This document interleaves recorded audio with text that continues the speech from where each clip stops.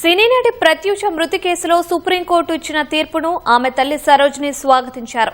కానీ ప్రత్యూష మృతికి న్యాయం జరగలేదని, నిందితుడికి యావజ్జీవ శిక్ష పడుతుందని ఆశించామన్నారు. అప్పట్లో మునుస్వామి ఇచ్చిన పోస్టుమార్టం రిపోర్టును పరిగణలోకి తీసుకుని ఉంటే ఖచ్చితంగా కఠిన శిక్ష పడి ఉండేదంటున్న సరోజినితో మా ప్రతినిధి నాగార్జున ముఖాముఖి.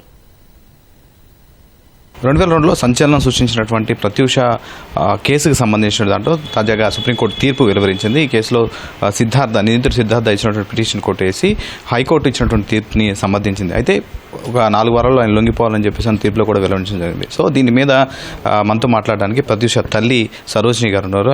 ఆమెను అడిగి ఈ తీర్పుకు సంబంధించినటువంటి ఆమె రెస్పాన్స్ తీసుకున్నాం. మ్యామ్, దీనికి సంబంధించి మీరు ఏ విధంగా సంతృప్తిగా ఉన్నారా సుప్రీంకోర్టు తీర్పు?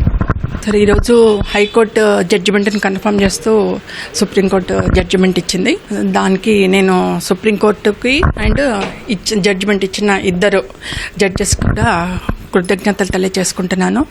But I'm not satisfied. ఎందుకంటే నా కూతురు చనిపోయింది, ఇక్కడ ఒక ప్రాణం పోయింది. అంటే నేను ఈ రోజు వరకు కూడా ఫ్రమ్ ది స్టార్టింగ్ నుంచి ఈ రోజు వరకు రేపు నేను చనిపోయే వరకు కూడా ఒకటే చెప్తాను, నా కూతురు ఆత్మహత్య చేసుకోలేదు. అత్యాచారం లీగల్ ఎవిడెన్స్ ఏం సబ్మిట్ చేశారు అన్నది నాకు సంబంధం లేదు సార్. ఒక తల్లిగా నా అభిప్రాయం, నా కూతురు అత్యాచారం చేయబడ్డది, నా కూతురు చంపబడ్డది సార్, అన్యాయంగా చంపబడ్డది. ఏమీ తప్పు చేయకుండానే నా కూతురుని అత్యాచారం చేశారు. ఏమీ తప్పు చేయకుండా నా కూతురుని ఒక నిండు ప్రాణాన్ని తీసేసి మా కుటుంబాన్ని ఈ స్థితికి తీసుకొచ్చారు. అందుకనే 100% న్యాయం అయితే జరగలేదు సార్. అతనికి యావజ్జీవ కారాగార శిక్ష పడి ఉంటే మాకు కొద్దిగా తృప్తిగా ఉండేది, పాపకు ఆత్మశాంతి ఉండేది. ఒక తల్లిగా పోరాటం చేసిన తల్లిగా నాకు కూడా తృప్తిగా ఉండేది. ఈ ప్రయాణం మీ ఒంటరి పోరాటంలో ఈ కేసుకు సంబంధించిన దాంట్లో మీరు ఎలాంటి ఇబ్బందులు ఎదుర్కొన్నారు, ఎలాంటి కష్టాలు పడ్డారు, మీ కుమార్తె గుర్తొచ్చినప్పుడు ఎలాంటి బాధపడ్డారు? ఒంటరి పోరాటం సార్. ఈ పోరాటంలో నాకు ఏ ఒక్కరు కూడా సహాయ సహకారాలు అందించలే. నేను మా బాబు కూడా ఒక 10 సంవత్సరాల కింద తర్వాత నుంచి నాకు చేతికి వచ్చాడు. అంతకుముందు నుంచి నేను ఒక్కదాన్ని, బాబు చిన్నోడు, నేను ఒక్కదాన్నే పోరాటం చేసుకున్నాను, ఒక్కదాన్నే కష్టపడ్డాను. కొంతమంది న్యాయవాదులు మాత్రం చిన్న హెల్ప్స్ ఇచ్చారు, హ్యాండ్ ఇచ్చారు.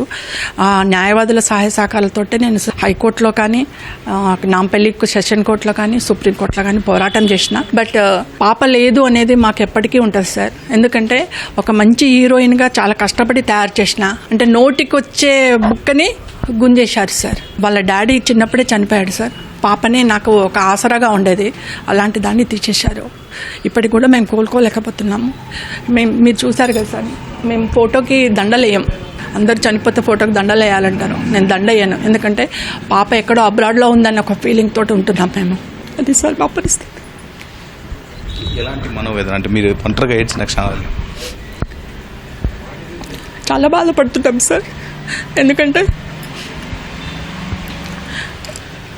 మా హస్బెండ్ చనిపోయిన తర్వాత నేను గవర్నమెంట్ ఎంప్లాయీ సార్, లీడ్ చేసుకుంటూ వచ్చాను ఫ్యామిలీని. పాప నాకు ఒక ఆసరాగా వచ్చింది సార్.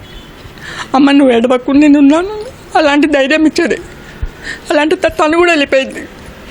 కొద్దిగా ప్రాబ్లం ఉంటుంది సార్ ఇంట్లో. బాబు ఒక్కడే, నేను. మా బాబు చెప్తే వింత అనుకుంటారు సార్, అంటే వింతగా చెప్తుంది అనుకుంటారు. పాప చనిపోయిన నాటి నుంచి ఈ రోజు వరకు ఇంట్లో దేవుడి పూజలు చెప్తే మేము ఫెస్టివల్స్ చేసుకోం సార్. 26 ఇయర్స్లో బాబు ఒక క్రాకర్ కాల్చలే, అక్కతో కాల్చినవే. 26 ఇయర్స్లో బాబు ఒక ఫ్లైట్ ఎగరేయలే, అక్కతో ఎగిరేసినాయి. మా ఫ్యామిలీ అలా అయిపోయినాం సార్ ఇద్దరం. తను ఉంటే బాగుండేది అనిపిస్తుంది, కానీ లేదు సార్. ఆ రోజు అంటే ఒక మంచి హీరోయిన్గా అనతి కాలంలోనే మంచి గుర్తింపు తెచ్చుకొని మంచి అవకాశాలు వస్తున్న టైంలో అసలు ఆ రోజు ఏం జరిగింది? అదే అంటే పాప తెలుగులో బాగా బిజీ అయిపోయింది సార్, తమిళ్లో కూడా బాగా బిజీ అయిపోయింది. పెద్ద హీరోలతో చేసింది sir, Vijayakanth sir, Murali sir, వాళ్ళందరితో చేసింది. ప్రభు సార్, వాళ్ళందరితో హీరోయిన్గా చేసింది. ఫస్ట్ టైం కన్నడలో నాగేశ్వరరావు గారి మనమడు వెంకట గారితో మూవీ కన్ఫర్మ్ అయింది సార్. కన్నడ మూవీ 24th రోజు ఓపెనింగ్ ఉండింది, మూవీ ఓపెనింగ్ ఉండింది. 23rd రోజు పాపను తీసుకెళ్ళి ఫస్ట్ టైం కన్నడలోకి ఎంటర్ అవుతున్నా కదని చెప్పి నేను టెంపుల్కి కూడా తీసుకెళ్ళి పూజలు చేయించాను సార్. పూజలు చేయించి హోమం చేయించి మధ్యాహ్నం వచ్చింది. లంచ్ చేసుకొని అమ్మ ఫేషియల్ అవన్నీ చేసుకొని వస్తాను, పొద్దున్న ఎర్లీ మార్నింగ్ వెళ్ళాలి కదా అని అన్నాను. నాకు అప్పటికే ఏంటంటే పాపతో వెంట తిరుగుతూ ఉంటే స్కూల్లో లీవ్స్ అన్నీ అయిపోయినాయి సార్. హెచ్ఎం గారు కోపడుతున్నారు, నేను వెళ్తాను, ఈసారి అన్నయ్య కూతుర్ని సిరిని తీసుకొని వెళ్ళి అక్కని తీసుకొని వెళ్ళి అని చెప్పాను. వాళ్ళిద్దరు వెళ్ళారు సార్. ఫెరీ బ్యూటీ పార్లర్ పంజగుట్టకి వెళ్ళి ఫేషియల్ ఇట్లా చేసుకుంటే ఇక మా దురదృష్టవశాత్తు బ్యాడ్ లక్ వరకు సిద్ధార్థ్ రెడ్డి వచ్చారు సార్ అక్కడికి. వచ్చేసి ప్రత్యూషతోటి మాట్లాడాలి కొద్దిగా, సిరి పిలవు అని అన్నారంట సార్. అంటే ప్రత్యూష లోపలికి వెళ్ళి చెప్తే నేను వస్తున్నాను అక్క, ఫేషియల్ అయిపోయింది వస్తున్నాను. వచ్చిన తర్వాత ఇక నువ్వు వెళ్తున్నావు కదా, అక్కడి నుంచి డైరెక్ట్ చెన్నైకి వెళ్తావు కదా, 1 month షూటింగ్స్ ఉన్నాయంట కదా, నువ్వు రావంట, ఒక 5 నిమిషాలు అలా కార్లో వెళ్దామా అని అన్న. ఈ అమ్మాయి వాళ్ళు విత్ ఇన్ లవ్లో ఉన్నారు కాబట్టి సరే ఒక 5 నిమిషాలే కదా అక్క, నువ్వు ఇక్కడే బ్యూటీ పార్లర్ లాన్లో కూర్చో, నేను వెళ్ళేసి వస్తాను.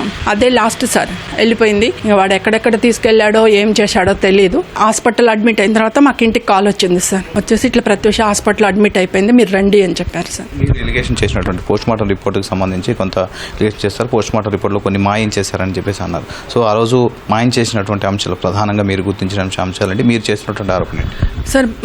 మెయిన్ ఏంటంటే సార్, హాస్పిటల్లో పాప చనిపోయింది అన్న మాకు 24th మార్నింగ్ చెప్పారు సార్, 11 o'clock అలా చెప్పారు, ప్రత్యూష చనిపోయింది, హార్ట్ అటాక్ వచ్చింది, చనిపోయిందని చెప్పారు సార్. అప్పటికే 10 o'clock నాకు బిఫోర్ అనౌన్స్మెంట్కి బిఫోర్ 10 o'clock అట్లా డాక్టర్ వచ్చేసి ఒక డ్రెస్ తీసుకురండి ప్రత్యూషది, ఇంటికి వెళ్ళి తొందరగా అర్జెంటుగా రండి అమ్మా అన్నారు సార్. నేను ఎందుకు అనుకుని ఇంటికి నేను మా బాబు ఆటోలో ఇంటికి వచ్చేసి డ్రెస్ తీసుకొని వెళ్ళాం సార్. వెళ్ళి నేను డాక్టర్ గారికి ఇచ్చేసాను, డ్రెస్ తీసుకొని లోపలికి వెళ్ళారు, within half an hour Pratyusha చనిపోయిందని చెప్పారు సార్, అనౌన్స్మెంట్ చేశారు. అయితే నేను తర్వాత పాపను పోస్ట్మార్టంకి తీసుకొచ్చారు, గాంధీ హాస్పిటల్లో పోస్ట్మార్టం. అప్పటి వరకు కూడా నేను ఒక థాట్లో ఉన్నాను సార్, ఎందుకంటే ఎందుకు చనిపోయింది, ఎందుకు విషయం తాగింది, నేను ఇంత బాగా ఒప్పుకున్నాను, అన్ని విషయాలు ఒప్పుకున్నాను, నా బిడ్డ ఎందుకు చనిపోయింది అనే ఉద్దేశంలో ఎందుకు సూసైడ్ చేసుకుంది అని, అప్పటి వరకు సూసైడ్ అని చెప్పేసి చెప్తున్నారు, ఎందుకు సూసైడ్ చేసుకుంది అనే ఒక దాంట్లో ఉండిపోయాను. తర్వాత మేము పోస్ట్మార్టం అయిపోయింది, గాంధీ హాస్పిటల్లో పోస్ట్మార్టం అయిపోయింది, నేను భువనగిరికి తీసుకెళ్లి దాన సంస్కారం చేసాను సార్. మా కుటుంబ పరంగా మేము ఏం చేస్తుంటే కాష్టం చేసాం, దానం చేసినాం. నేను ఇప్పటికి 1,00,000 సార్లు 10 లక్షల సార్లు అనుకున్నాను సార్, దానం చేసుకోకుండా ఉంటే నాకు ఇంకా న్యాయం జరిగేదేమో, నేను దానం చేసి పొరపాటు చేశానని చెప్పి అది నా మిస్టేక్ సార్.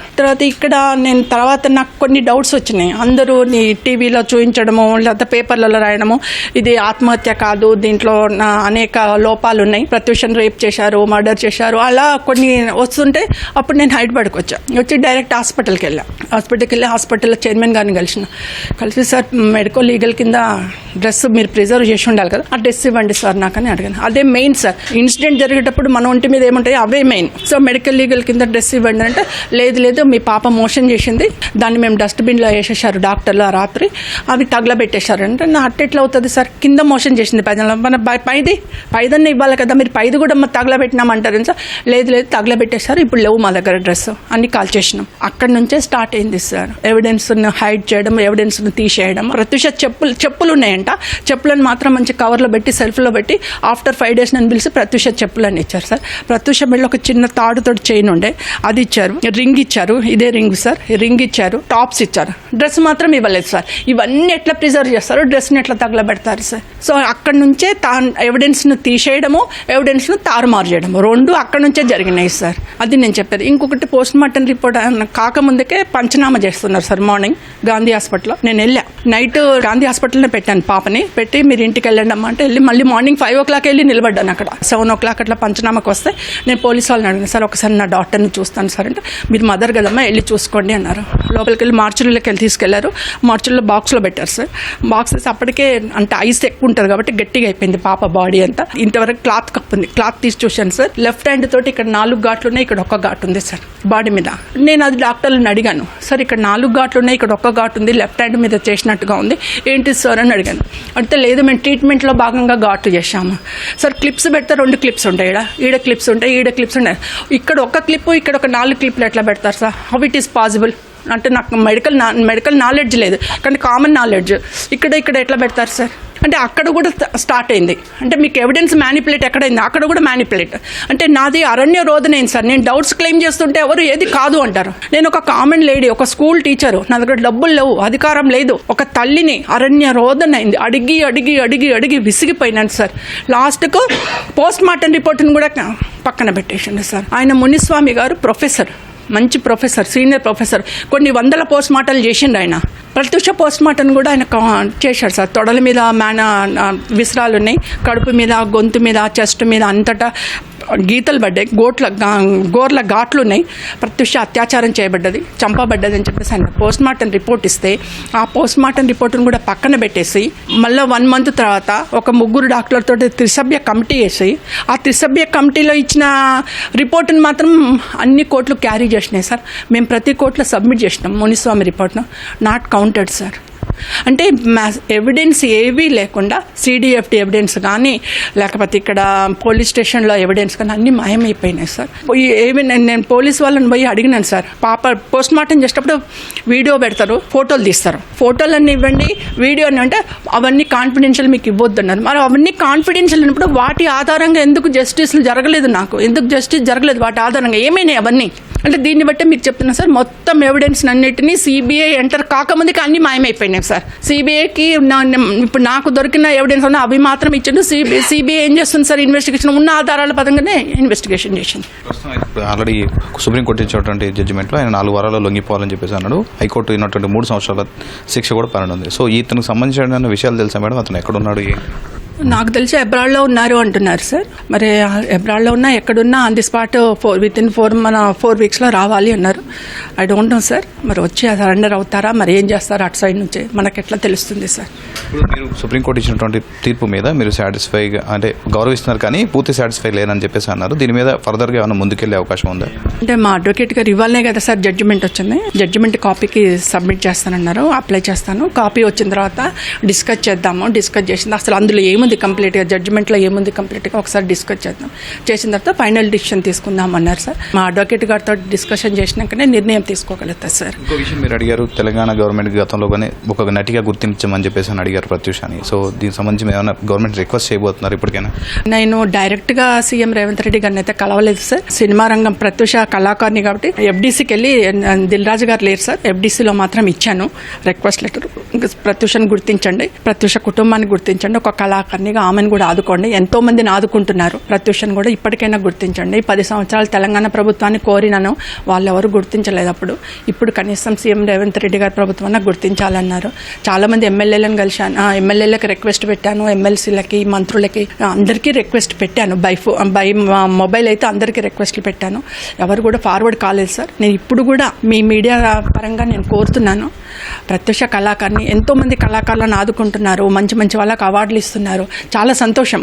కానీ ప్రత్యూషను కూడా ఆదుకోండి, ప్రత్యూష కుటుంబాన్ని కూడా ఆదుకోండి, ఒక కళాకారినిగా గుర్తించండి. బతికుంటే తెలంగాణలో ఎంతో మంచి పేరు తెచ్చే అమ్మాయి అన్యాయం అయిపోయింది, మా కుటుంబం కూడా అన్యాయం అయిపోయింది, ఆదుకోండి, గుర్తించండి అని చెప్పేసి సీఎం రేవంత్ రెడ్డి గారిని ప్రభుత్వాన్ని కోరుతున్నానండి. అది చెప్తుంది. ప్రస్తుతం సుప్రీంకోర్టు ఇచ్చినటువంటి జడ్జిమెంట్ మీద తాము గౌరవిస్తున్నాం జడ్జిల్ని. సో కాకపోతే అతనికి మరింత శిక్ష పడి ఉంటే బాగుండేదని చెప్పేసి ప్రత్యూషకి మృతికి న్యాయం జరిగేదని ఆమె తల్లి సరోజిని చెప్తున్నారు. సో ఓవరాల్గా మరోవైపు ఆమెని ఒక మంచి నటిగా గుర్తించండి, తమ కుటుంబాన్ని ఆదుకోండి అని చెప్పేసి ఆమె రిక్వెస్ట్ చేస్తున్నారు. గత 10 ఏళ్లుగా కొన్నిసార్లు మేము రిక్వెస్ట్లు ఇస్తూనే ఉన్నాము, తమను ఇప్పుడైనా గుర్తించండి అని చెప్పేసి సరోజిని గారు చెప్తున్నారు. ఇక్కడ మేము సూర్యతో నాగార్జున, ఈటీవీ న్యూస్, హైదరాబాద్.